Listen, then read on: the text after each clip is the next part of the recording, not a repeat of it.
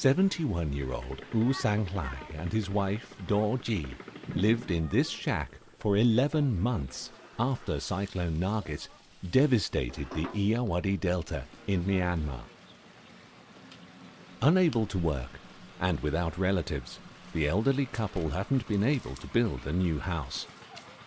Although many families have rebuilt some kind of shelter, between 100 and 150,000 families still live in bamboo shacks and under tarpaulins 1 year on. And many of the rebuilt houses and shelters are substandard and will not be able to withstand another cyclone. U Sang Lai and Do Ji were selected by their local community as beneficiaries for the Red Cross shelter program. They and thousands of other vulnerable families have received support to build a new house or repair their old one.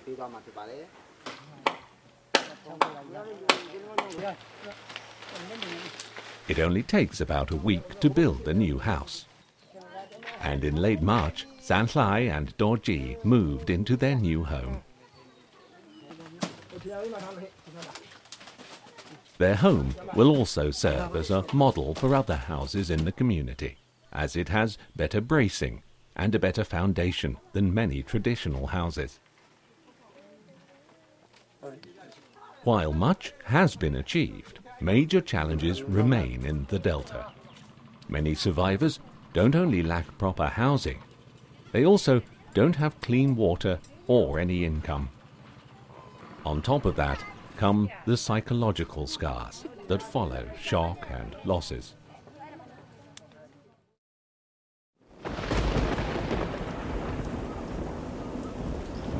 Cyclone Nargis was one of the 10 deadliest in modern times. Definitely the most ferocious and deadly ever to hit Myanmar. It struck the Irrawaddy Delta the night of the 2nd and 3rd of May 2008, with winds of up to 140 kilometers per hour. More than 130,000 people lost their lives or were recorded as missing. 2.4 million people were affected, losing family members, homes, boats, farms, animals. Those who didn't lose their lives lost their livelihoods. The Red Cross responded immediately to the disaster.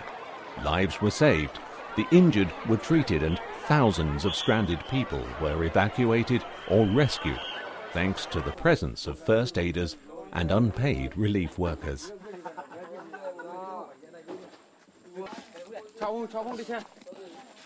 Thousands of new volunteers joined the Myanmar Red Cross after the disaster, many of them having experienced great losses themselves. The relief continued for 6 months, until more than 1 million beneficiaries had received aid in the form of food, clean water, kitchen sets and temporary shelter. Tedzin Ong is one of those new volunteers. She joined the relief work in Jailat when she saw the Red Cross volunteers distributing relief in her community.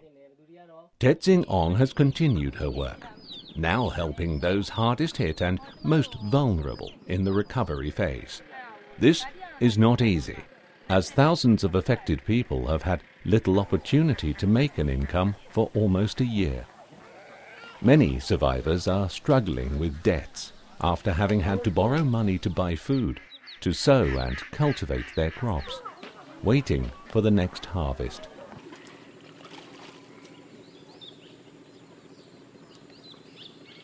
One of those struggling hard is Mint Kin. She lives in a small bamboo shack with her husband and 6 children. Earning enough to feed her children is a challenge. Earning money to keep them in school or improve her home is even more difficult.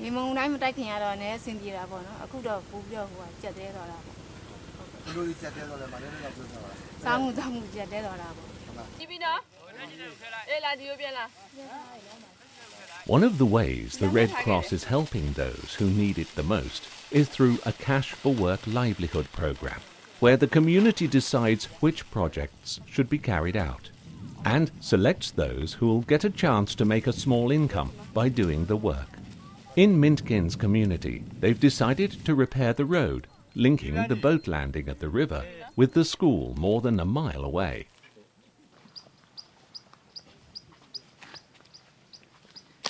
It's all done by hand.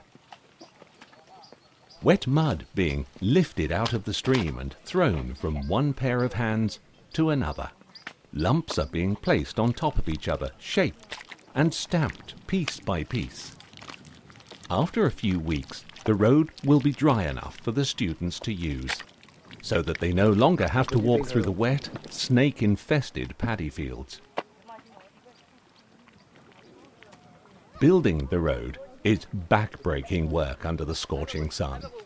But Mintkin and the other 60 men and women, young and old, and covered in mud, are not complaining. Each person earns $2 per day, or $30 for the 15 days it takes to build the road. The majority on the building site are casual workers or single breadwinners in large households. Others take care of orphans or disabled family members. The money enables the beneficiaries to keep their children in school, buy a few ducks or put a new roof on their shelter. These are modest aspirations, and they're a sign that 1 year after the cyclone, thousands of people still struggle to get back to normal life.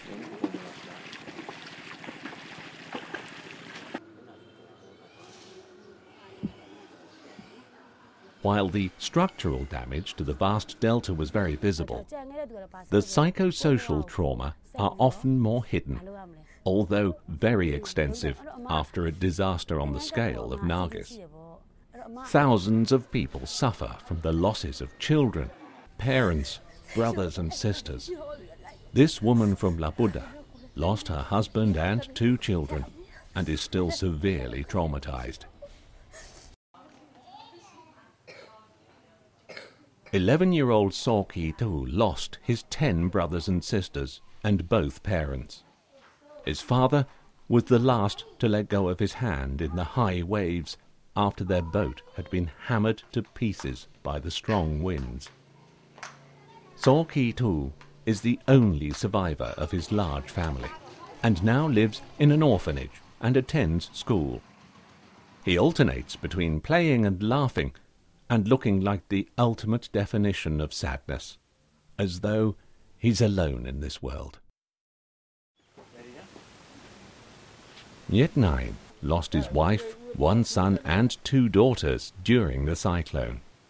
He now lives near Bogale, one of the areas hardest hit by the cyclone, where he earns a meagre income as a fisherman. Helping people overcome their traumas and losses is an important part of the recovery process. So the Red Cross is implementing an extensive psychosocial support program in more than 600 villages. Hundreds of volunteers have been trained in recognizing symptoms, dealing with stress, and how to help people cope with it. In many cases, the volunteers themselves have experienced losses and joined the relief operation afterwards. They use the hard and committed work as part of their own psychological recovery, helping their neighbours along the way.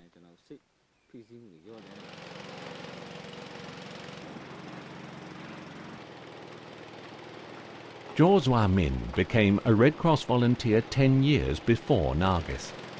His own house was destroyed by the cyclone. He's not yet been able to rebuild it. He spends most of his time as a volunteer in the psychosocial program, assisting his neighbours in the community like Nhiet Nine.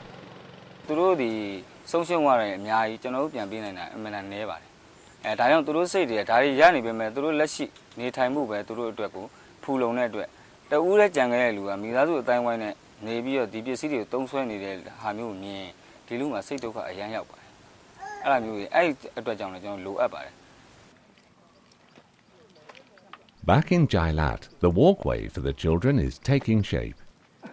It's one of the 85 projects in 11 townships being implemented. The projects include repairs to roads, ponds and jetties, land restoration work and cleaning of the environment.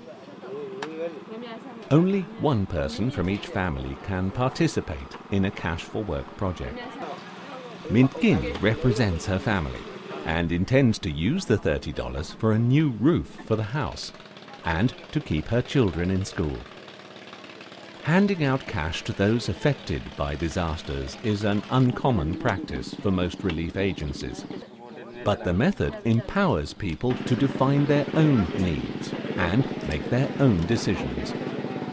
Although the amount of money is small, it can sometimes make a big difference, filling a gap or helping the beneficiaries get back on track. Other programs give small grants to farmers, fishermen and other labourers, which enable them to buy seeds, nets and tools to generate their own incomes once again.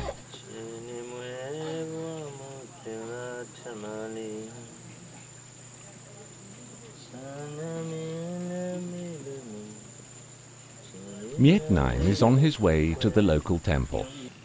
He's chosen meditation as one of the means to cope with the loss of his family. When volunteer Jo Swamin approached him the first few times, he didn't want to talk about what he'd been through. But he's now making progress through talking and through meditation. In fact, monks, teachers and community leaders have all approached the Red Cross to receive training in psychosocial support, as they all deal with people with different kinds of traumas. The Red Cross is now considering a closer cooperation with the temples in the vicinity, using meditation in the healing process. While talks and meditation help individuals, the main part of the psychosocial support is aimed at groups. Singing, playing and sports are all important parts of the recovery process, and each township organises its own activities. The volunteer Jo Swamin is actually a professional comedian. He is able to use humour in his support work.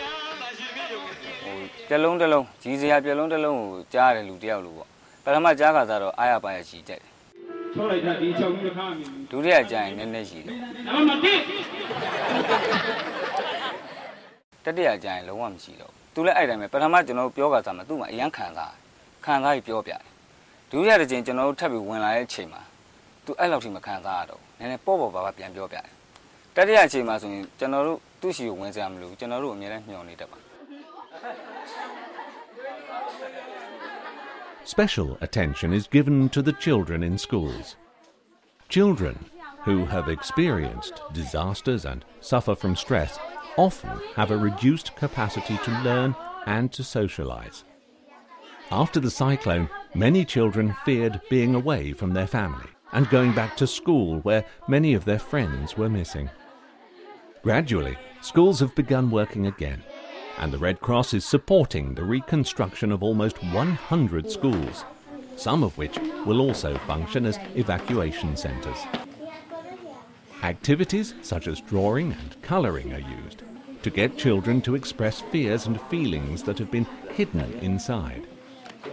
These drawings form the basis for talks, which can help the children overcome some of their stress and improve their self-confidence. This little song has been composed by one of the Red Cross volunteers.